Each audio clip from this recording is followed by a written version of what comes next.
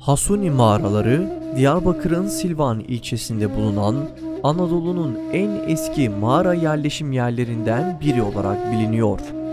Hasuni mağaraları, Silvan'ın 6 kilometre doğusundaki uluslararası yol güzergahında yer alıyor.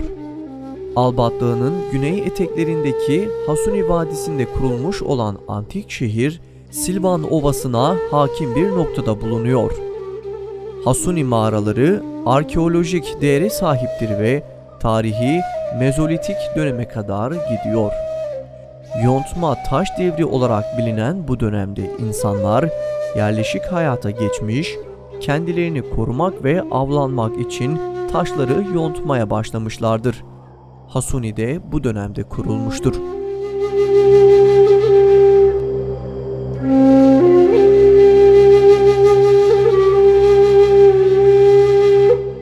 Kaya şehrinin en zirve noktasındaysa uzun bir taş merdivenle çıkılan ve adak yeri olarak kullanıldığı tahmin edilen küçük bir alan bulunuyor.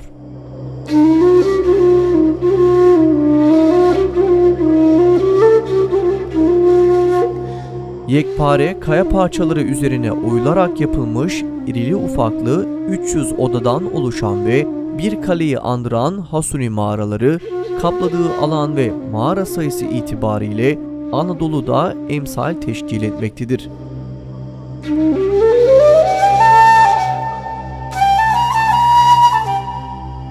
Bir kaya kilisesi olmak üzere iki kiliseye sahip olan Hasuni mağaraları koridorlarla birbirine bağlıdır.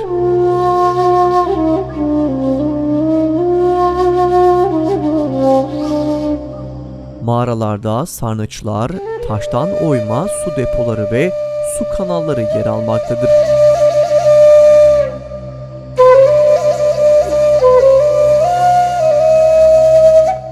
Kayalara oyularak yapılan ve birkaç bölümden oluşan Hasuni Kaya Kilisesi, Anadolu'daki en eski mabetlerden biridir. Tepesi huni şeklindeki 4 katlı kaya kilisesinin yanında eğitim amaçlı kullanıldığı düşünülen bölümün içinde mini bir amfiye benzeyen 5 basamaklı merdiven vardır.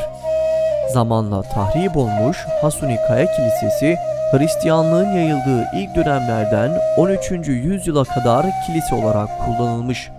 Antik Hasuni Kaya Kilisesi'nin bütün duvarlarında kayaların kazınmasıyla duvar delikleri ve kulplar yapılmıştır.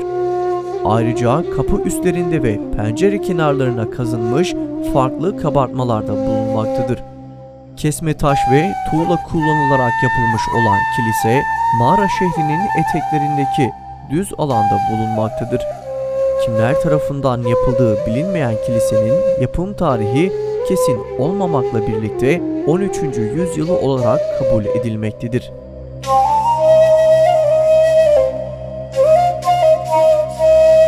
Yapımında Silvan yöresine özgü renkli kesme taşlar kullanılmıştır.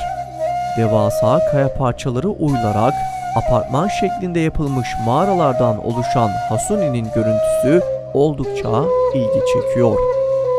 Bölgeye gelen yerli ve yabancı turistler de kaya merdivenler, taş döşeme yollar, kaya kilisesi ve bu tarihi yapıları fotoğraflıyor.